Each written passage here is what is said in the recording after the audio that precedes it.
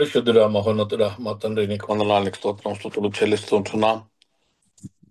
ఈ ఉదయ కాలం నీ వాక్యం ధ్యానించు ఉండగా నీ వాక్యమును ప్రభా నీ ఆత్మ ద్వారా మాకు బోధించి దానిలోని సత్యమును విశుద్ధపరచమని ప్రార్థిస్తుంటున్నాం. పరిశుద్ధుడవు పరలోక దేవుడవు నా తండ్రి, ఇదిగో నీ పరిశుద్ధత గురించి మేము జ్ఞాపకం చేస్తూ ఉండగా ధ్యానిస్తుండగా దీంట్లో మర్మమును మాకు బోధించమని ఆ మధ్యకు ఆహ్వానిస్తూ యేసుక్రీస్తు పేరట తండ్రిని వేడుకొంచున్నాము స్వామి. ఆమేన్.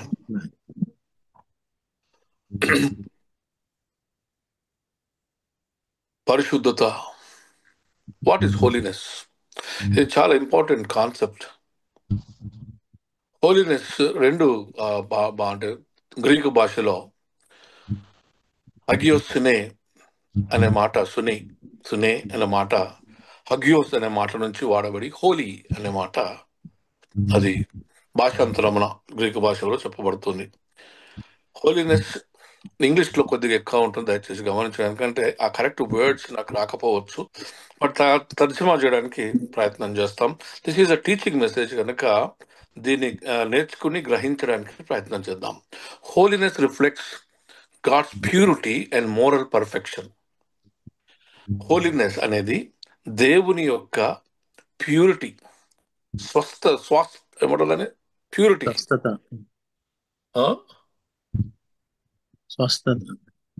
స్వస్థతగా. ప్యూరిటీ అంటే స్వచ్ఛమైనది, స్వచ్ఛతకు.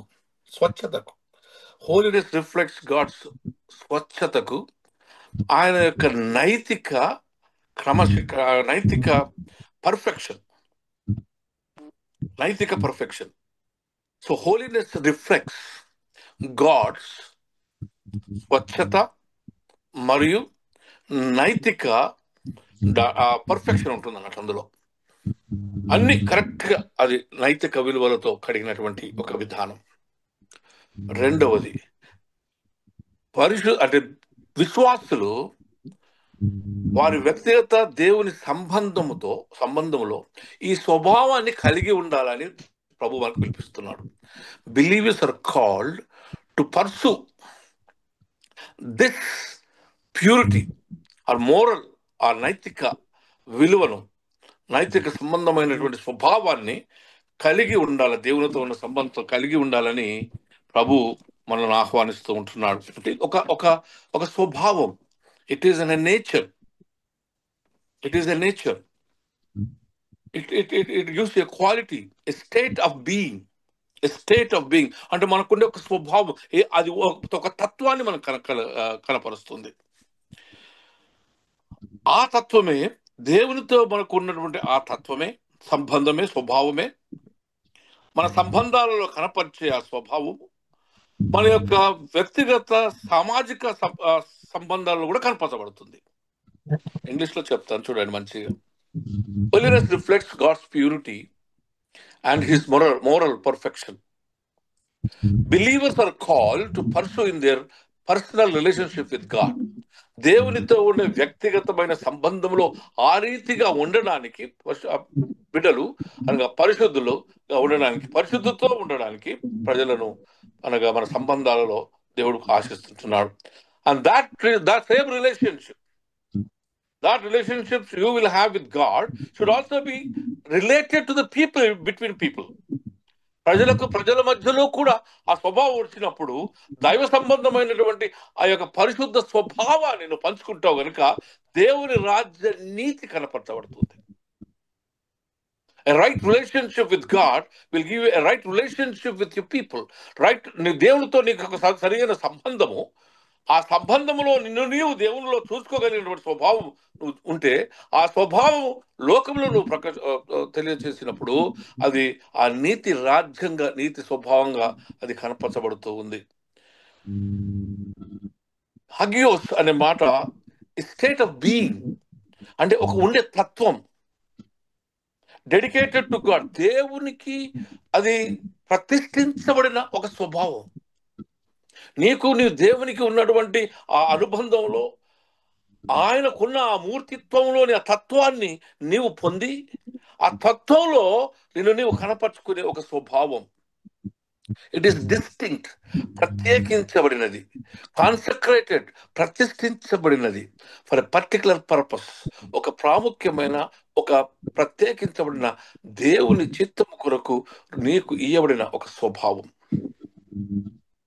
It is a transformed process. అది మార్పు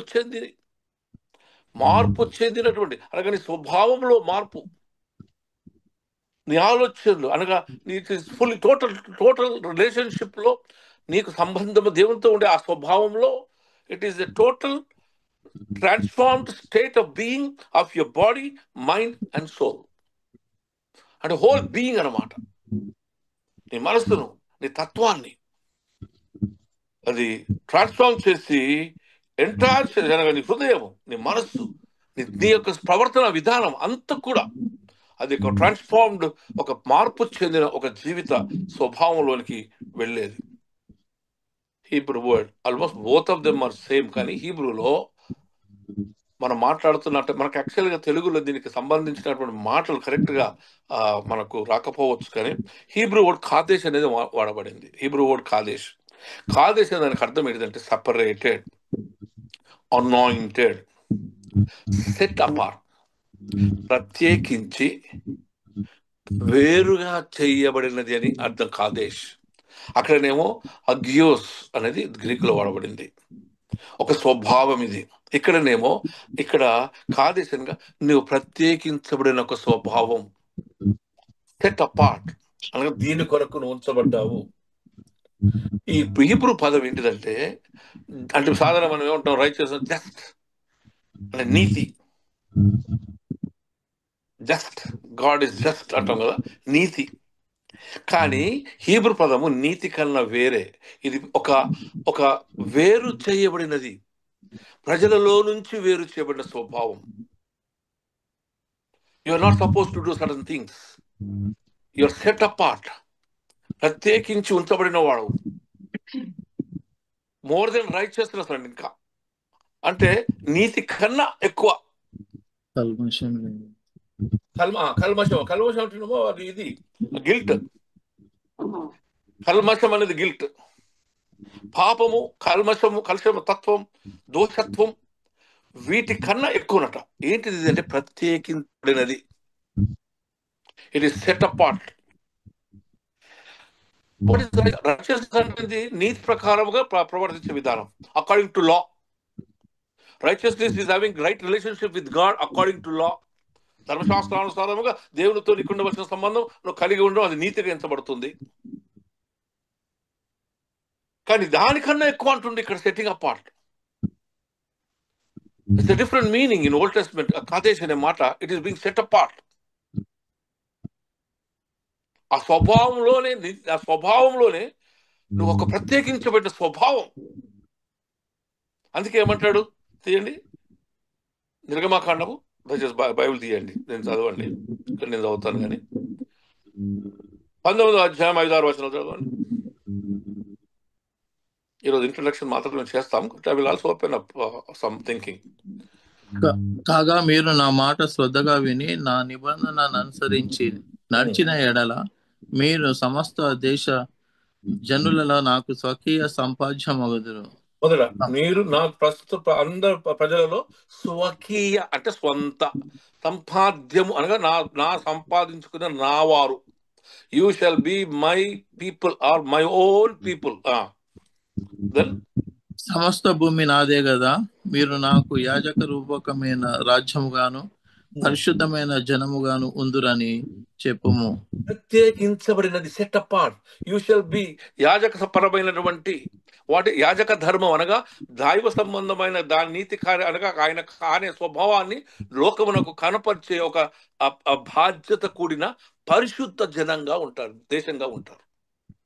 that you shall be the representatives అనగా మీరు you shall be called to present Christ God. దేవుని యొక్క స్వంత స్వభావం కలిగినటువంటి ఆ నీతి స్వభావాన్ని కనపరిచే పరిశుద్ధ దేశంగా ఉంటారు. You're called to be a holy nation. అంటే సపరేటెడ్, ప్రత్యేకించబడినటువంటి ఒక స్వభావం. హోలీనెస్ ఇస్ సీన్ యాజ్ ఒక ప్రత్యేకించబడిన స్వభావం. You are being set apart. దాని కొరకు ప్రత్యేకించబడిన వారు. 1 పేతురు 2:9.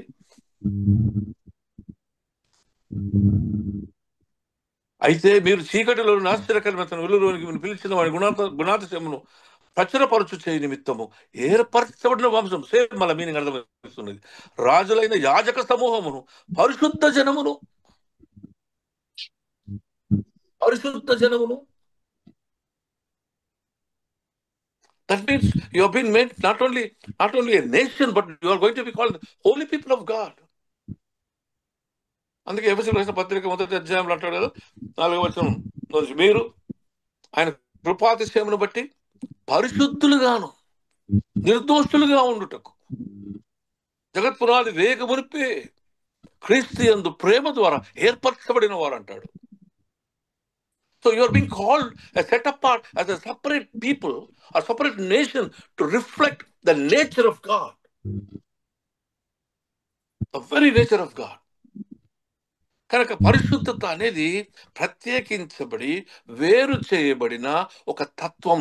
ఆ తత్వము అది దేశంగా అనగా అది you shall B totally expressing a different స్వభావాన్ని కనపరిచి నీది ప్రత్యేకించబడిన యాజక సమూహం అంటున్నాడు ఆయన. యాజకత్వం అంటే ఆ మూర్తిత్వాన్ని కొనసాగించి ఆ బాధ్యత నీకు కలుగ చేయబడింది. అందుకే లేవి గ్రంథంకి వస్తే చూడండి,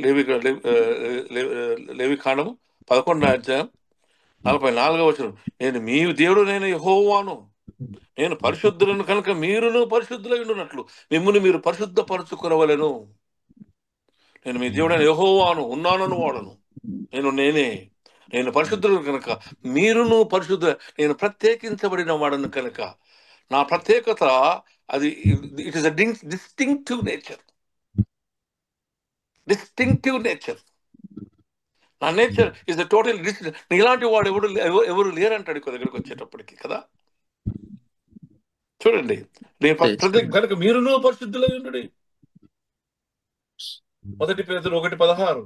నేను పరిశుద్ధులను కనుక మీరు పరిశుద్ధులై ఉండు. ఈ పరిశుద్ధత, because I'm set apart, you shall be called my people, and therefore you have to be separate nation, separate people. ఇది ఒక స్వభావాన్ని కనపరుస్తుంది. ప్రత్యేకించబడి సెట్ అపార్ట్, దాని కొరకు ఉంచబడింది అది. ఆ స్వభావం, అటువంటి స్వభావం నిజమే దేవుని బిడ్డలారా. You are separated, you are set apart. అందుకే ఒక బైబిల్లో ఒక మాట ఉంది కదా, మీరు లోకంలో ఉన్నవారు కానీ మీరు లోకం వారు కాదు. That means you are set apart. ఆ స్వభావంలో ఒక ప్రత్యేకత, ఒక ప్రతిష్టత, ఈ అశ్రేష్టమైన స్వభావం కనబరచబడుతుంది. యెషయా గ్రంథం 6వ అధ్యాయం 3వ వచనం. యెషయా గ్రంథం, అంటే నేను ఇంకా ఎక్కువ లోపలికి పోవడం లేదు, మనకు అర్థమయ్యేటట్లయితే చాలు. యెషయా గ్రంథం 6వ అధ్యాయం 3వ వచనం. వారు సైన్యములకు అధిపతియగు యెహోవా పరిశుద్ధుడు, పరిశుద్ధుడు, పరిశుద్ధుడు, సర్వలోకము ఆయన మహిమతో నిండి ఉన్నది అని గొప్ప స్వరంతో గాన ప్రతి గానములు చేయుచుండిరి. ఆయన పరిశుద్ధుడు, పరిశుద్ధుడు, పరిశుద్ధుడు. ఏదంటే ఎక్కడ ఆయన సన్నిధానంలో చేరి కదా. రెవల్యూషన్ సైట్ లో కూడా అంటారు ఆయన పరిశుద్ధుడు, పరిశుద్ధుడు అని. అక్కడ అందరూ నిత్యం పరవడు. అంటే ఏంటంటే అంటే ఆయన పరిశుద్ధుడు, ఆయన పరిశుద్ధుడు, ఆయన పరిశుద్ధుడు, ఆయన పరిశుద్ధుడు అంటే is a distinctive man, is a distinctive personality, distinctive స్వభావం కలిగిన వాడు. ఆయన పరిశుద్ధుడు, ఆయన వాడు ఇంకొకడు లేడు, ఆయననే. ఆయన స్వభావము ప్రత్యేకించబడిన స్వభావము. Is a distinct God, is set apart. ఆయన ప్రత్యేకించబడిన వాడు. ఆయనకున్న నీతి ఎవరికి లేదు. ఆయనకున్నటువంటి దయాదాక్షిణ్యతలు, ఆయన శౌర్యం కలిగేవాడు, ఆయన బలవంతుడైన దేవుడు, నిత్యుడకు తండ్రి, సమాధానం అధిపతి అయిన యేసయ్య. ఆయన లాంటి వాడు లేడు, ఆయన లాంటి వాడు లేడు. ఇర్మీయా గ్రంథం 10వ అధ్యాయం 6వ వచనం. నిన్ను పోలిన వాడు ఎవరు? యెహోవా నిన్ను పోలిన వాడెవడు లేడు. నిన్ను పోలిన వాడు అంటే ప్రత్యేకించబడిన వాడు. అంటే నిన్ను పోలిన వాడెవడు? లేడు. నీవు మహత్యము గలవాడవు, నీ శౌర్యమును బట్టి నీ నామము ఘనమైన దాయను. అంటే there is nothing, your distinctive, nothing. నేనే అంటే ఉద్దేశం, దట్ ఈస్ డిస్టింక్టివ్ నేచర్. ఎటువంటి డిస్టింక్టివ్ నేచర్? యోహాను పత్రిక 3 అధ్యాయం 5 వచనం, ఆయనలో ఏ పాపము లేదు. అంటే ఒక ప్రత్యేకించబడిన స్వభావం, డిస్టింక్ట్ స్వభావం, అగియోస్, కాదేశ్. ఆయన స్వభావాన్ని కనపరిచి ప్రత్యేకించి ప్రతిష్ఠించబడి ఒక కార్యం కొరకు ఉంచబడినటువంటి తత్వం.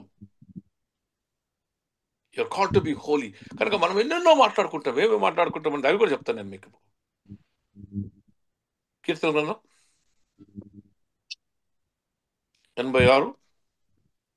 86:8-10 వచనాలు చూడండి. కీర్తన గ్రంథం 86:8-10 వచనాలు. ప్రభువా, నీవు మహత్యము గలవాడవు, ఆశ్చర్య కార్యములు చేయువాడవు నీవే, అద్వితీయ దేవుడవు. ప్రభువా, దేవతలలో నీ వంటి వాడు లేడు, నీ కార్యములకు సాటి అయిన కార్యములు లేవు. నీలాంటి కార్యం చేసేవాడు లేడు, నీ అటువంటి లేడు ప్రభువా. ఆశ్చర్యకర ధవళవర్ణుడు అంటాడు ఒక దగ్గరికి వచ్చేటప్పటికి. నీలాంటి వాడు లేడు, ఆశ్చర్యకలిగిన వాడు. యువర్ అల్టిమేట్, నీ standard is ultimate standard of holiness, nature, స్వభావం. అందుకే ఇంగ్లీష్ లో ఏమంటాడు, God is the ultimate standard of holiness. ఆయన ప్రజలు ఆయన స్వభావాన్ని కనపరచుటకు వారి ప్రవర్తనలు ఆయన ఉండవలసింది. ఆయన యువర్ నేచర్, నీ క్యారెక్టర్ హ్యాస్ టు ఎక్స్ప్రెస్ ఒక డిస్టింక్టివ్, నిశ్చితమైన ప్రత్యేకించబడిన స్వభావం కనపరచబడాలి. Set apart. ఒక ఆయన ఏమంటారు, holiness is the essence of God's character. బాగుందండి. Holiness is the essence of God's character. దేవుని క్యారెక్టర్ ప్రాణగా స్వభావం యొక్క తాత్పర్యమే పరిశుద్ధత. ఇలాంటి వాడు లేడు. యువర్ అల్టిమేట్ పరిశుద్ధుడు, అల్టిమేట్ దేవుడు, అల్టిమేట్ ఉన్నానను వాడు, ఇంకొకడు లేడు నీవు తప్ప. యు ఆర్ హోలీ, ఆశ్చర్యకరుడు, మహోన్నతులమైన దేవుడు, బలవంతుడు, నీ ప్రభావం కలిగిన దేవుడు, నీ స్వభావం అటువంటిది. ఏది నువ్వు చేసే కార్యంలో సాటి ఇంకేది లేదు. నీవే ultimate reality, you're set apart, ప్రత్యేకించబడిన స్వభావం. దేశం అనగా ఆ ప్రజలలో నీవు ప్రత్యేకించబడిన పరిశుద్ధ ప్రజలుగా నా దేశంగా ఉంటారంటే ఉద్దేశం ఏంటంటే యు ఆర్ సెట్ అపార్ట్. కనుక దేవునికి పనికి వచ్చే పాత్రగా మార్చబడతావు. ఇప్పుడు ఆయన ఎగ్జాంపుల్, ఆయన చేతిలో గోల్డ్ ఉంది అనుకుందాం. ఆయన నేను పట్టుకోవాలంటే you should be turn into gold, because you need to be in that nature. ఆ స్వభావంలోకి తీసుకొని రాబడతావు అనమాట. I hope you're able to understand. దీనికి మనం ఎన్నో రకాలుగా మాట్లాడుకుంటాం. దీనికి ఈ స్వభావం చెప్పడానికి మనం ఏముంటాం దాన్ని, నీవు self denial, sorry, holiness is also denying ourselves and allowing God's స్వభావం మనకు రావడం కదా. సపరేటెడ్ ఫ్రమ్ ద వరల్డ్, ఈ లోకం నుంచి మనం వేరు చేయబడిన ఒక స్వభావం కలిగి ఉండడం, దేవునికి సంబంధించిన అన్ని మనం కలిగి ఉండడం, క్రీస్తు నడిచినట్టుగా మనం నడవడం. దీనికి ఎన్నో తాత్పర్యాలు చెప్పడానికి ప్రయత్నం. ఒక రెండు చాలా ప్రాముఖ్యమైన మాటలు మనం జ్ఞాపకం చేసుకున్నాం. I think I will preach it in the next meeting, but next meditation. కానీ అసలు ఈ పరిశుద్ధత అనేది ఏంటి అనేది నేను జ్ఞాపకం చేసుకుంటే నాకు ఒక 3 అంశాలు నాకు కనబడుతున్నాయి. మొదటిది, holiness is reflecting God's glory in our lives. దేవుని యొక్క మహిమను మన జీవితంలో కనపరచడమే పరిశుద్ధత. మంచిగా చెప్తాడు, holiness is reflection of God's glory in our lives. అనగా దేవుని మహిమ మన జీవితములలో కనపరచబడమే పరిశుద్ధత.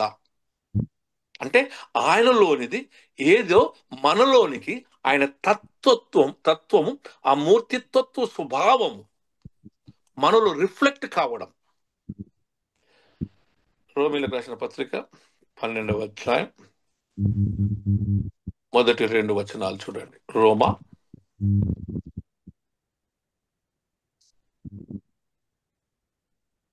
12.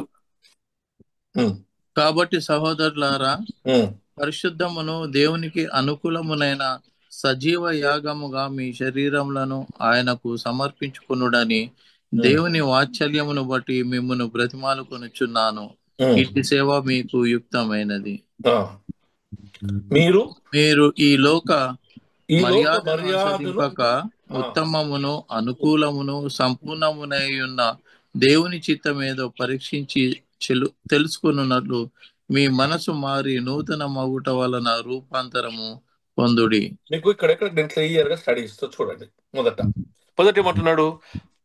మీ శరీరములను దేవునికి పరిశుద్ధమును దేవునికి అనుకూలమైనది. మొదటిది పరిశుద్ధమును అంటే ప్రత్యేకించబడినది, దేవునికి అనుకూలమైనటువంటి సజీవ యాగం అనగా యాక్సెప్టబుల్, శరీర సంబంధమైనటువంటి దాన్ని సజీవ యాగముగా అంటే నీ జీవిత విధానాన్ని ఆ రీతిగానే ఆయనకు అర్పించబడటం, సమర్పించుకోవడం, హోలీనెస్.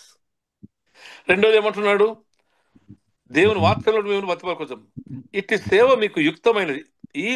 మొదటిది ఈ లోక మర్యాదను అనుసరింపక.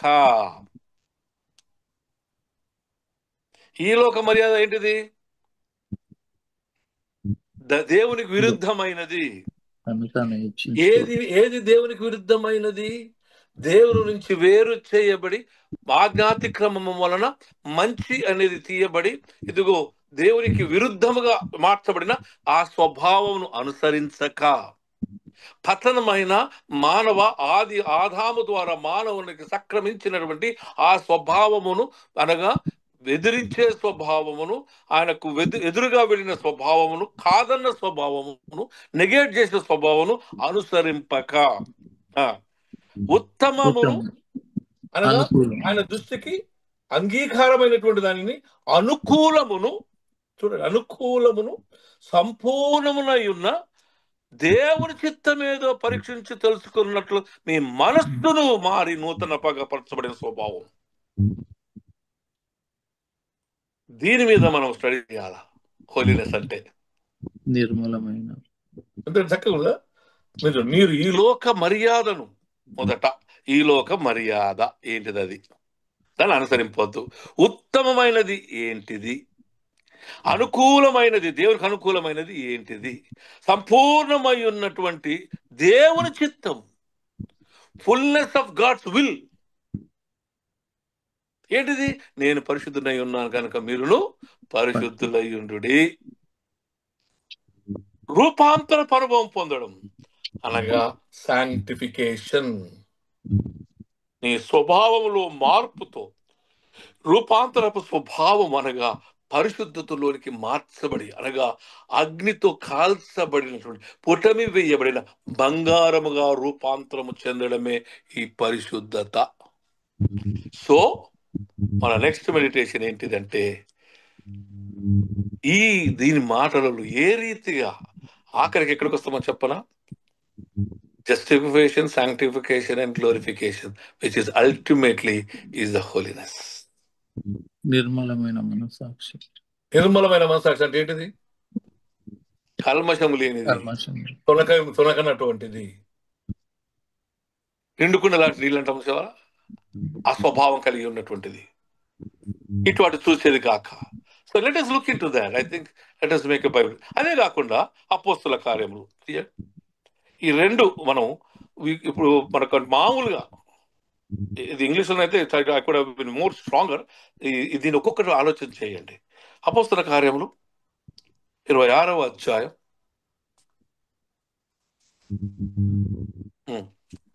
18వ వచనం.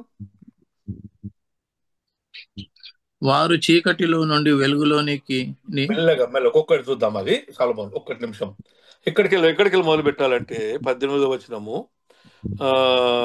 నేను నీకు 26 అపోస్తల కార్యం 26:18 సంగతి గురించి నేను నీకు కనబరచబో సంగతిని గురించి నిన్ను పరిచారకునిగాను సాక్షిగాను నియమించుటకై కనబడి ఉన్నాను. ఎక్కడ? పౌలుతోటి దేవుడు అంటున్నాడు. పౌలుతోటి యేసుప్రభు యెహోవా దేవుడు అంటున్నాడు. చూడండి, యేసుప్రభు అంటే ఎందుకు నేను పిలుచుకుంటున్నానంటే పౌలు అంటాడు, నువ్వెవడవు? 15వ వచనం, నువ్వెవడు? ప్రభువు నేను నీవు హింసిస్తున్న యేసును నీవు నన్ను చీచిన సంగతిని గుర్చియు నేను నీ కనబడబో సంగతిని గుర్చియు నిన్ను పరిచారకుని గాను సాక్షిగాను నియమించుటకై కనబడి ఉన్నాను. నీ కనబడి ఉన్నాను. ఎందుకు? నీవు లేచి నీ పాదములు మోపి నిలుపు. నేను ఈ ప్రజల వలన అన్యజనుల వలన హాని కలగకూడనట్లు నిన్ను కాపాడదను. లైట్ ఇక్కడ స్టార్ట్. వారు ఎవరు? అన్యజనులు, అదా ప్రజలు. చీకటిలో నుండి వెలుగులోనికి, సాతాను అధికారము నుండి దేవుని వైపునకు తిరిగి నా యందలి విశ్వాసము చేత పాపక్షమాపణను పరిశుద్ధపరచబడిన వారిలో స్వాస్థ్యముగా పొందునట్లు వారి కన్నులు తెరుచుటకై నేను నిన్ను వారి యొద్దకు పంపుచున్నానని చెప్పాను. To make my people holy. పాపములలో నుంచి వారు విశ్వాస్యత చేత పాపక్షమాపణను పరిశుద్ధపరచబడిన వారిలో స్వాస్థ్యమును పొందునట్లు వారి కన్నులు తెరుచుటకై నేను నిన్ను అక్కడికి పంపుచున్నాను. తెరవబడిన జీవితము, పాపం క్షమాపణార్థమైన జీవితము, పరిశుద్ధపరచబడిన జీవితము, విశ్వాసము చేత. This is what the holiness. To make my people holy. Go and preach them the gospel. నీకు నేను తోడై ఉంటాను. సేమ్ చూడండి, నువ్వు ఎవరినైనా చెప్పమంటావు అని మోసే అంటే ఏమంటాడు? భయపడకు, నేను నిన్ను కాపాడుతాను, నీకు నేను తోడై ఉంటాను. You want to explain holiness. ఎన్నో ఉంటాయి మనం చెప్తాం. పరిశుద్ధ, పాపం లేని జీవితం, యువర్ సపరేటెడ్ లైఫ్. కరెక్టే, ప్రత్యేకించబడింది. ఏంటిది అది? ఈ రెండిట్లో క్షుణ్ణంగా చూద్దాం. ఐ థింక్ ఎందుకంటే కన్ఫ్యూజన్ రాకుండా.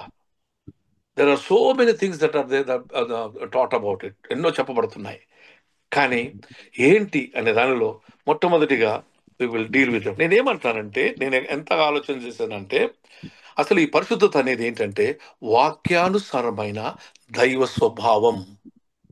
అనగా వాక్యములో కనపరచబడిన, ప్రత్యక్షబడిన దేవుని యొక్క స్వభావం, నేచరే.